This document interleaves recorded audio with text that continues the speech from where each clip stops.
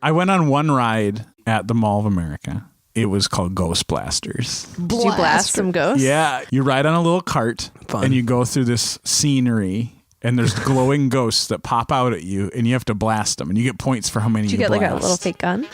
It's a real gun, Emily. Oh, great. And they're real ghosts.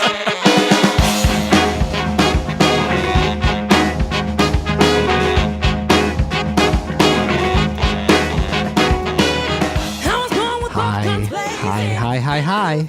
It's Hello. me, David. Hello, David. Do you guess where we are? In a home. True. In your home. Also true. In my home. Also true. Plot twist. We live together. Did you know that, listeners? Oh, my God. Cute. We're here today to do a Microtheticast for you. I hope you like it, because we sure do. The game we are playing today is called Red Flags. We've played this one other time with the wonderful Leslie Vincent, the star Leslie Vincent. You may remember her. And it's a game in which we will create bad dates for each other. Dates. Yeah. Not like, foods that like you eat. Like poisoned dates. Yeah, not dates with cyanide on them, but dates to go on with people that will be negative in some way. And the way we will do that is by taking turns being single while the other two people create dates that are generated from these cards that we have from the game Red Flags. As we go, we will play perks and we will play bad stuff and we will explain why those people would be cool to date or horrible to date, depending on our angles. Mike is going to be single first. Oh, like in real life. All right, Mike, I'm going to give you something that you're really going to love. So this person that you could be in a dating relationship with loves the 80s. Okay. Yeah, me too. Yeah, you too. I lived them. You were born. I love them more now than I did then. That's pretty weird, right? This person that you could date specifically knows all the words to your favorite children's TV theme songs. like DuckTales. So that's cool. Denver the Last Dinosaur. Sure, that's pretty cool. That's great. It seems like a subsect of loves the 80s. It is. They love the 80s, a very specific part of the 80s. Yeah, I have memorized a They would specific love part of a the Cecil 80s. the C6 sea serpent. Oh, wow. It was on a VHS tape that we used to rent. Along with the VCR, we would rent from the library to watch. And I remember that specifically I watched when I was sick home from school. Mm-hmm. I think it was like one of those HR Puffin stuff. What were those people named? They had like a bunch of really trippy shows that were actually from the 70s, but they must have been on VHS like in the 80s. HR Puffin They literally had a show called Lidsville. They were very high when they made all these shows. A lot of people say that about a lot of trippy stuff. Yeah. These people were genuinely on drugs when they came up with these things, like almost definitely. Could you say that sea serpent thing again? Cecil the C6 sea serpent, I believe, was a product of Sid and Marty Krofft. That's what it was. Cool. They made Land of the Lost too. One of the more societally accepted versions of those things. Awesome. So we've got two people here for you to date. We've got someone who loves the 80s and we've got someone who knows all the words to your favorite children's TV theme songs. But now we're going to make them worse. It's going to be great. Okay. So I will go first. I will make Emily's worse with a red flag. Oh, yeah, that's horrible. They do know all the words to your favorite children's TV theme songs, but they post all of your texts and emails online. Great. Whoa. Giant breach of privacy. That's pretty bad. Without asking, I'm assuming. Yeah, I assume. On their Tumblr? Yeah, it's mikescoolstuff.tumblr.com. They wouldn't twist. They wouldn't be able to because all of my emails are erotic fan art. Female presenting nipples in them. God. Okay, well, that sucks, but this person who loves the 80s uses the word chillax in every sentence.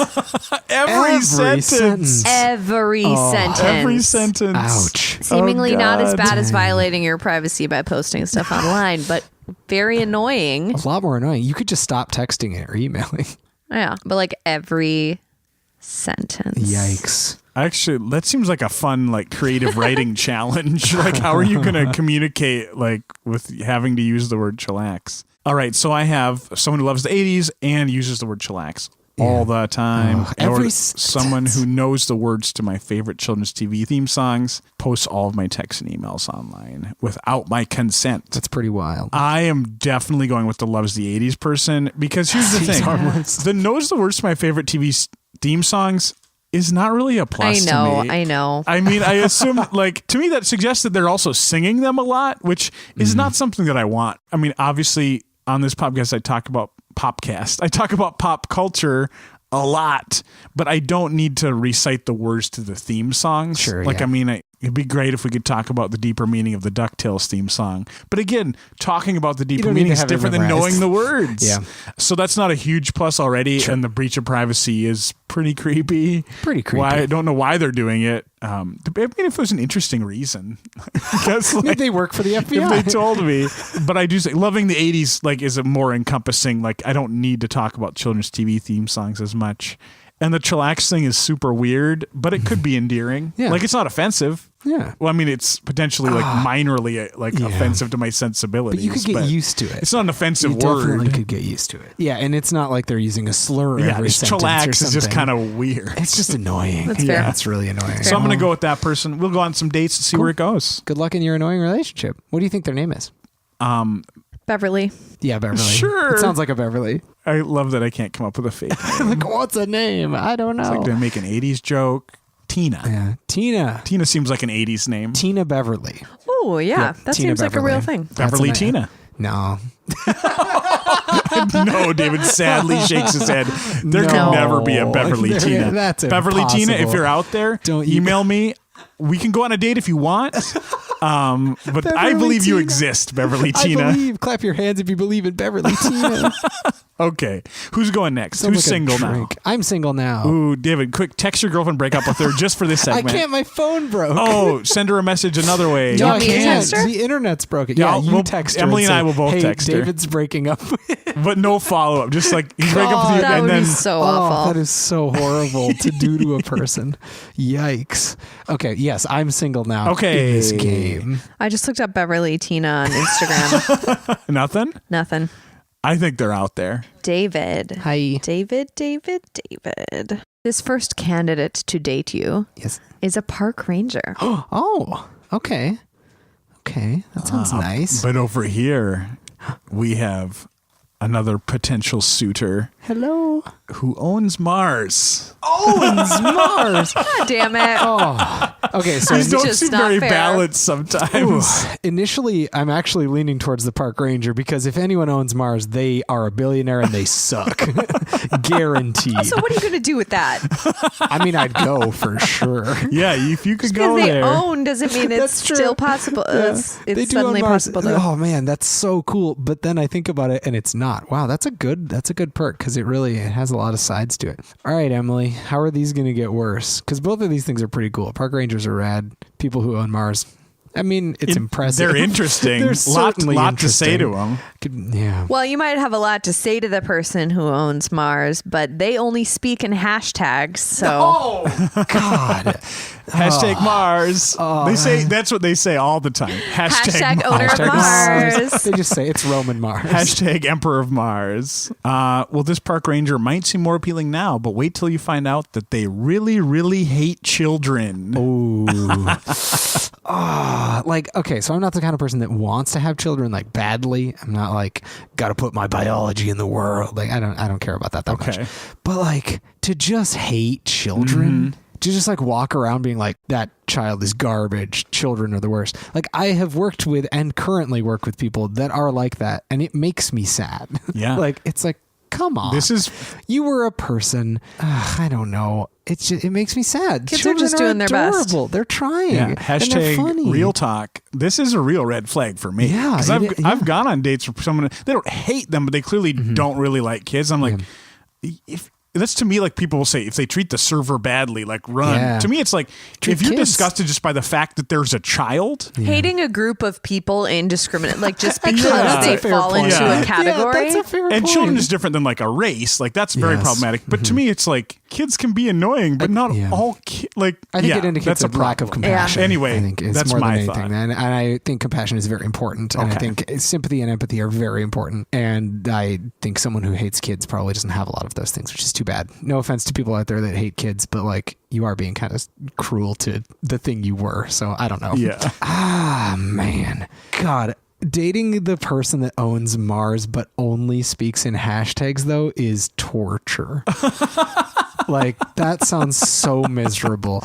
They are probably rich, and so maybe if by dating them I just get to like do a bunch of fun stuff. How they like, go to Mars? Maybe I'm kind of like showing the red flag of really hates kids is too much for me. I don't think I could be in a dating relationship with anybody that hated kids actively. It says really, really hates children. Yeah. Not just dislikes Double children. really. Double really. Like Shrek style really hates children. And that is not okay. And so I don't care if they're a park ranger. That sounds nice, but I'm going to date the person. Hate children? No, but he says really, really. That's the catchphrase in Shrek. David, David really knows the Shrek mythos. I have Shrek memorized. Got it. So I'm going to date the person that owns Mars and speaks in hashtags. It probably won't last very long, but I will get to go to some pretty fancy places. I will probably eat some amazing food. I might even go to Mars. Who knows? I don't know what the situation is. I don't know if anyone can own Mars. So I'm intrigued. Mostly I am going into this relationship knowing full well it will not last very long. I will get pretty tired of them pretty quickly, but it'll be a fun ride. Who is Emily gonna date? Okay, Emily, I'm gonna give you an option for dateable person number 1. They own a penthouse in your favorite city. Oh, dang. Penthouse pretty cool. suite. That is very cool. Your favorite and not city. problematic like owning Mars. Real quick, It's like nice. What is your favorite city? Oh, I'd probably go with London. Okay. I mean, I also like Minneapolis. I live here. Yeah. But if you were like, let's say, the dating pool is open and you're open to moving to a new city. I mean, even if they didn't live there and they just owned a penthouse That's there, true. that'd They be pretty could own great. even multiple ones. It's pretty great. We don't know. That sounds really nice. I'm intrigued. I want it. But here comes another friend to date you, and they always give you perfect Oh my gifts. God, you guys know me so well. Perfect gifts. I like presents. You do. And good ones. Thoughtful Yeah. ones. Yes, it's one of my love languages. Okay, Mike, how can you make that horrible? Well, this person may always give you the perfect gifts. Oh, no. But they also sold your pet on Craigslist. Oh no! Goodbye, Henry the cat. Henry! Probably to fund those gifts they're giving you. Oh, yeah, you could get top dollar for Henry. Oh, he's a specimen. Senior cat needs medicine. Sometimes poops on the floor. What an ad. Needs medicine. Will probably cost you way more than you're paying. So that sucks. That's mean. This person that owns a penthouse suite in your favorite city, unfortunately, also open mouth kisses their siblings. Oh, Whoa. interesting. Whoa. Jeez. Probably, I'm going to say, not an incest thing. Like, it's definitely, but that is their family But thing it just that exists. they do. They just go for it. So it's not like, a horrible sin. I'm going to date the penthouse owner who open mouth kisses their siblings. Yes. Again, I think in the long term, I don't know if I could get comfortable with that or not, but I could give it a shot. If it is clear that like it's just a weird customary thing in their family and it's not some sort of weird incest situation. And the other thing is like, I feel like I could avoid situations where their siblings are there. I probably could not just be gonna like, be always I'm not going to be around." around that weekend. Yeah. And just get some like cool trips to London out of it. And probably they're rich. So that could be Yeah. fun for dates. Fun for dates. Yeah. Henry's my baby. Oh, yeah. He's my little boy. He's so important. I need him around. Open mouth. If you are interested in answering more hypothetical questions throughout the week, you should find us on social media. We're on Facebook at Hypotheticast, Twitter at Hypotheticast, Instagram at Hypotheticast_IG. We also have a special Facebook group that you could become a part of where we ask questions and just some fun conversations get started that you can participate in. That is called Hypotheticast Fan Collaboratory. If you want to submit your ideas for questions or themes or just say hi, you could email us, hypotheticast@gmail.com, or go to our website, hypotheticast.club, where you can listen to our episodes and contact us. We would also love to hear reviews. So leave those on iTunes or a podcast app of your choice so that we may partake of them and hear what you think. It's great to see what listeners are responding to. And also, if you want to share that with other buds of yours, that's great too. It helps people find us. Sure does. Thank you to Jaden James and the Hunger for the song Killing It that's at the beginning and end of every one of our episodes. It rules. Thank you also to Christian Hagen for the logo that's at the beginning and end of every one of our episodes, if you're listening to it on a podcast app, that is. And thank you to the listeners for listening. That's what you do, and you do it very well. Thank you so much for tuning in every week and for submitting questions when we ask, and having fun with us on social media. It rules. Thank you so much. I will see you later. You know when. David. What? What if they don't see you? Well, then I'm being sneaky. You know when your plans are with David. Yeah, Check your that's calendar. What I mean. I'll see you later. You know when. I'm marching, marching, 'cause I'm killing it. I'm killing it. I'm killing it. I'm killing it.